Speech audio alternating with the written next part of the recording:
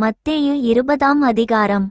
பரலோகராஜ்யம் வீட்டெஜமானாகிய ஒரு மனுஷனுக்கு ஒப்பாயிருக்கிறது. அவன் தன் திராட்சத் தோட்டத்துக்கு வேலையாட்களை அமர்த்த அதிகாலையிலே புறப்பட்டான். வேலையாட்களுடன் நாளொன்றுக்கு ஒரு பணம் கூலி பேசி அவர்களை தன் திராட்சத் தோட்டத்துக்கு அனுப்பினான்.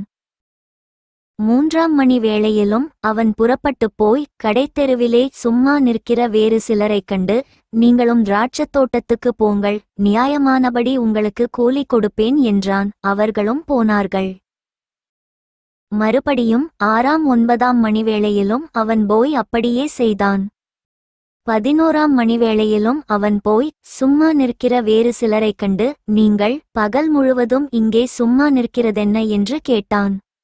அதற்கு அவர்கள், ஒருவனும் எங்களுக்கு வேலையிடவில்லை என்றார்கள். அவன் அவர்களை நோக்கி, நீங்களும் திராட்சத் தோட்டத்துக்கு போங்கள், நியாயமானபடி கூலி பெற்றுக்கொள்வீர்கள் என்றான். சாயங்காலத்தில் திராட்சத் தோட்டத்துக்கு எஜமான் தன் காரியக்காரனை நோக்கி, நீ வேலையாட்களை அழைத்து பிந்திவந்தவர்கள் தொடங்கி முந்திவர்கள் வரைக்கும் அவர்களுக்கு கூலி கொடு என்றான். அப்பொழுது 11ஆம் மணிவேளையில் வேலையமர்த்தப்பட்டவர்கள் வந்து ஆளுக்கு ஒவ்வொரு பணம் வாங்கினார்கள்.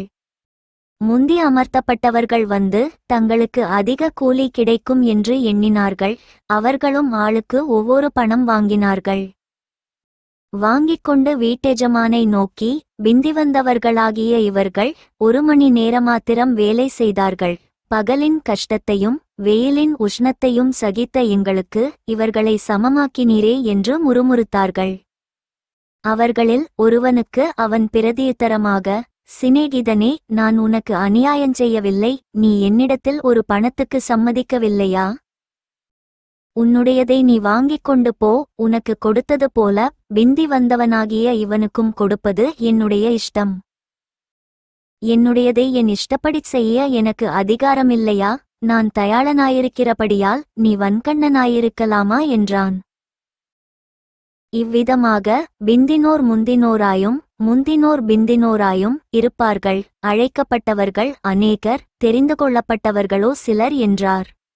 இயேசு எருசலேமுக்குப் போகும்போது வழியிலே 12 சீஷரையும் தனியே அழைத்து, இதோ எருசலேமுக்குப் போகிறோம். மனுஷகுமாரன் பிரதான ஆசாரியரிடத்திலும் வேதபாரகரிடத்திலும் ஒப்புக் கொடுக்கப்படுவார். அவர்கள் அவரை மரண ஆக்கினைக்குள்ளாகத் தீர்த்து அவரை பரியாசம் பண்ணவும் வாரினால் அடிக்கவும் சிலுவையில் அறையவும் புறஜாதியாரிடத்தில் ஒப்புக் கொடுப்பார்கள். ஆகிலும் 3ஆம் நாளிலே உயிரோடே எழுந்திருப்பார் என்றார். அப்பொழுது செபதேயுவின் குமாரருடைய தாய் தன் குமாரரோடு கூட அவரிடத்தில் வந்து அவரை பணிந்து கொண்டு, உம்மிடத்தில் ஒரு விண்ணப்பம் பண்ண வேண்டும் என்றாள். அவர் அவளை நோக்கி, உனக்கு என்ன வேண்டும் என்று கேட்டார். அதற்கு அவள், உம்முடைய ராஜ்யத்திலே என் குமாரராகிய 2 பேரில் ஒருவன் உமது வலது பாரிசத்திலும் ஒருவன் உமது இடது பாரிசத்திலும் உட்கார்ந்திருக்கும்படி அருள் செய்ய வேண்டும் என்றாள். இயேசு பிரதியுத்தரமாக, நீங்கள் கேட்டுக்கொள்ளுகிறது இன்னது என்று உங்களுக்கு தெரியவில்லை.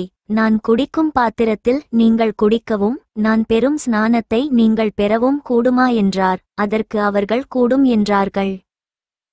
அவர் அவர்களை நோக்கி, என் பாத்திரத்தில் நீங்கள் குடிப்பீர்கள், நான் பெறும் ஸ்நானத்தையும் நீங்கள் பெறுவீர்கள். ஆனாலும் என் வலது பாரிசத்திலும் இடது பாரிசத்திலும் உட்கார்ந்திருக்கும்படி என் பிதாவினால் எவர்களுக்கு ஆயத்தம் பண்ணப்பட்டிருக்கிறதோ அவர்களுக்கேயல்லாமல் மற்றொருவருக்கும் அதை அருளுவது என் காரியமல்ல என்றார். மற்ற 10 பேரும் அதைக் கேட்டு அந்த 2 சகோதரர் பேரிலும் எரிச்சலானார்கள். அப்பொழுது இயேசு அவர்களை கிட்டவரச் செய்து, புறஜாதியாருடைய அதிகாரிகள் அவர்களை இருமாப்பாய் ஆளுகிறார்கள் என்றும் பெரியவர்கள் அவர்கள் மேல் கடினமாய் அதிகாரஞ்செலுத்துகிறார்கள் என்றும் நீங்கள் அறிந்திருக்கிறீர்கள்.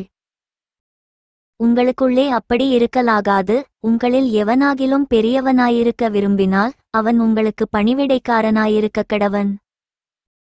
உங்களில் எவனாகிலும் முதன்மையானவனாயிருக்க விரும்பினால் அவன் உங்களுக்கு ஊழியக்காரனாயிருக்க கடவன்.